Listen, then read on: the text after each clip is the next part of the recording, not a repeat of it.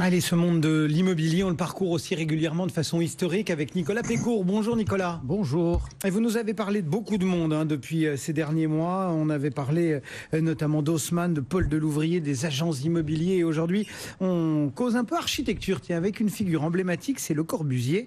C'est pas son vrai nom d'abord. Alors, c'est pas son vrai nom. Alors, d'abord, je vais commencer également à souhaiter un bon anniversaire. Merci Nicolas. Et on va revenir donc à Le Corbusier, qui est beaucoup plus ancien. Alors, Le Corbusier, effectivement, c'est pas son vrai nom. En fait, il s'appelait Charles-Édouard Jeanneret-Gris. Il est né en 1887. Il est né en Suisse. Il est nationalité suisse. Et effectivement, plus connu sous le pseudonyme de Le Corbusier, il va être architecte, urbaniste, mais il va être aussi peintre, sculpteur, homme de lettres. Et je vous propose aujourd'hui de s'intéresser uniquement à la carrière d'architecte et d'urbaniste. Allons-y. Alors, une formation d'abord de graveur ciseleur, donc on est en Suisse, c'est l'industrie horlogère, c'est d'ailleurs dans l'industrie horlogère que travaille son père, enfin ses pères et grands-pères, et puis rapidement il va s'orienter vers l'architecture.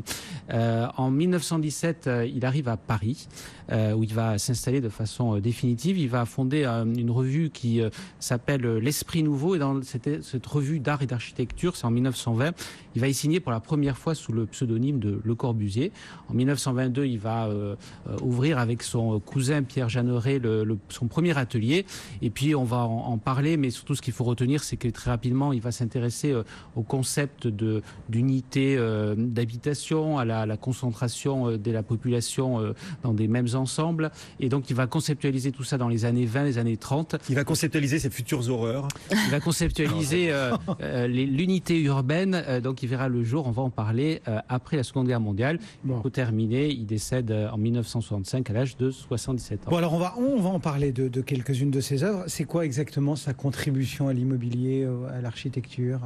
Alors sa contribution, d'abord, c'est un des pionniers en matière d'architecture, ce qu'on appelle le mouvement moderne. Donc c'est un style plus épuré, c'est une construction certes plus fonctionnelle, pour répondre à la remarque de Guillaume, mais c'est également l'utilisation de nouveaux matériaux. Et en fait, sur la base de ces nouveaux matériaux, c'est en 1927, c'est toujours avec son cousin Pierre Jeanneret, il va établir 5 principes architecturaux. Alors les 5 principes, rapidement, c'est d'abord les pilotis. Alors les pilotis, ça permet de hisser le bâtiment et donc derrière d'organiser la circulation au sol. Le deuxième principe, c'est le plan libre. Alors le plan libre, en fait, c'est l'utilisation de piliers et de dalles de béton, et donc ça permet de s'affranchir des murs porteurs et d'organiser différemment l'espace dans les étages. Alors du plan libre, on place, c'est le troisième principe, à la façade libre. Il n'y a plus de murs porteurs, donc on peut organiser différemment la façade, et notamment, et c'est le quatrième principe, on peut créer la fenêtre bandeau, donc c'est d'énormes baies vitrées qui vont permettre de faire entrer plus fortement la luminosité. Et puis j'en viens au cinquième principe, on a parlé du sol, on a parlé des étages, c'est le toit, et le cinquième principe, c'est le toit terrasse, donc on abandonne le toit en pente pour avoir un toit plan. Bon, alors ça, ce sont les grands principes, et on les a passés au checker, entre guillemets, dans ce que vous nous avez appelé l'unité d'habitation, c'est ça? Alors, c'est pas moi qui l'appelle, hein, c'est le nom qui était donné. Donc, l'unité d'habitation, c'est donc une conceptualisation, notamment, Le Corbusier s'est beaucoup intéressé à ces sujets à partir de la crise de 1929, et donc va conceptualiser, notamment pendant les années 30, ce principe donc d'unité d'habitation il s'agit d'organiser de façon différente, de construire moins cher déjà à l'époque, et puis aussi d'offrir un certain nombre de services à cet ensemble d'habitants donc qui logent dans le même logement collectif. Alors ça nous donne les bâtiments que Guillaume adore. Alors ça nous donne les bâtiments que Guillaume adore. Alors ces bâtiments, en fait, il va falloir attendre la Seconde Guerre mondiale, enfin ou plutôt la sortie de la Seconde Guerre mondiale. Il a fallu être patient. Alors. Il a fallu être patient, et donc c'est en 1945 le ministre de l'époque de la reconstruction et de l'urbanisme qui lui est séduit par ce concept, et qui décide, donc il commande un premier bâtiment, c'est la Cité Radieuse à Marseille, donc il sera inauguré en 1952, c'est 18 étages, c'est 1600 habitants, c'est 26 services publics, et puis derrière on a 4 autres unités d'habitation. Alors il y en a une près de Nantes, alors ça s'appelle la Maison Radieuse cette fois-ci, c'est à Rézé, il y en a une autre près de Metz, il y en a une autre près de Saint-Étienne, le site Le Corbusier à Firminy, et puis également en Allemagne, le Corbusier Haus, comme en allemand, donc ça c'est à Berlin. Bon. Mais il y en a pas mal. Enfin, je veux dire, Quoi, près d'une centaine? Moi, je connais celle de Ronchamp, c'est tout. Alors, sur l'œuvre de Le Corbusier, ce qu'il faut retenir, c'est peut-être deux choses. C'est d'abord, effectivement, ce nouvel art architectural, en tout cas, ces tendances architecturales. Et puis après, c'est en soi ses réalisations. Alors, les réalisations, c'est à peu près, je crois, 70 bâtiments. Donc, il y a ces unités d'habitation, au nombre de 5. Et puis, il y a également des villas. Alors, d'ailleurs, une des premières villas qu'il a construites, c'était plutôt au début de sa carrière. C'est pour ses parents. Alors, d'un nom d'ailleurs assez curieux, puisqu'il va la qualifier de maison blanche, mais on retiendra d'autres villas. La villa La Roche à Paris 16e, c'était un collectionneur d'art moderne. Également, une villa connue qui est la villa Savoie à Poissy en Yvelines, donc qui est surélevée et qui surplombe la vallée de la Seine. Alors, effectivement, il y a la chapelle Notre-Dame du Haut à Ronchamp, donc c'est dans la Haute-Saône. Mon côté franc-comtois. C'est le couvent également de la Tourette, donc ça c'est pour les dominicains de Lyon. Et puis c'est également d'autres bâtiments, c'est pas uniquement en France. Alors je citais tout à l'heure le cas de Berlin. On a également 3 bâtiments assez connus que sont le complexe du Capitole à Chandigarh, donc là on est en Inde. On est au Japon, le musée national des beaux-arts de l'Occident. Et puis en Argentine, la maison du docteur Curuchet, tel était le nom de celui qui avait passé commande à Le Corbusier. Bon. Tout ça, c'est bien joli, mais il y a eu des critiques, pas que celle de Guillaume. C'est pas joli. Le Corbusier, on parle du Corbusier. Alors, il y a eu des critiques, pas que celle de Guillaume. Alors, il y a eu effectivement quelques critiques.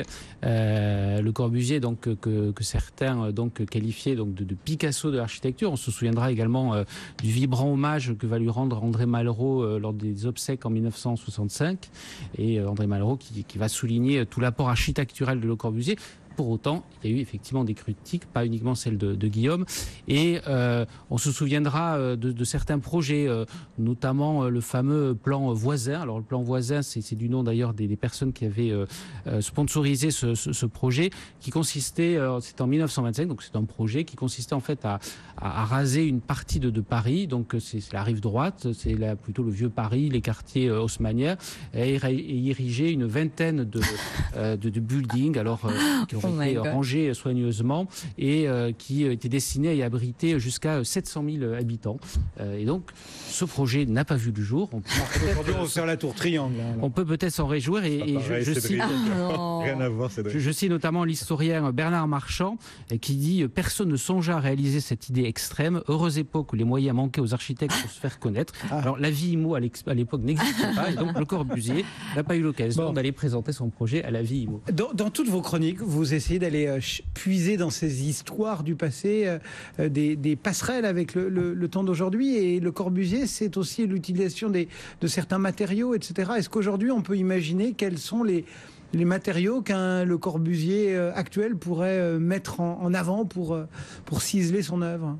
Alors, c'est ce qui est intéressant, effectivement, dans l'utilisation des nouveaux matériaux. Donc, à l'époque, c'était l'acier, c'était le béton armé, c'était le verre qu'a utilisé Le Corbusier. Et notamment, c'était destiné à répondre à une préoccupation de l'époque, mais qui reste d'actualité, qui était construire différemment et notamment construire moins cher. Et ce que je trouve intéressant aujourd'hui, alors c'est peut-être moins un nouveau matériau qu'un nouveau moyen de construction, c'est le fameux BIM. Alors BIM, c'est l'acronyme de Building Information Modeling. Et en fait, c'est tout simplement la maquette numérique. Alors la maquette numérique, ça consiste en fait à réaliser un chantier de façon virtuelle. On sait qu'un chantier, chaque bâtiment lui-même est singulier au sens où il est unique. Et donc ça nécessite des étapes multiples avec des étapes extrêmement imbriquées, avec de multiples intervenants. Et quelque part, il est important également d'anticiper les étapes entre les différents intervenants. Et le BIM permet justement de réaliser de façon numérique ce chantier. Et les professionnels évaluent jusqu'à 15 à 20% de gains de coûts obtenus grâce à cette maquette numérique. Et donc, c'est effectivement un élément tout à fait intéressant. Merci beaucoup d'avoir parcouru pour nous cette page Le Corbusier, donc Nicolas Pécourt, pour le Crédit Foncier. Merci à vous. Marie. À demain. À demain. Pour de nouvelles aventures, Marie qui aura un jour de plus, donc demain. Le CAC 40 en ce moment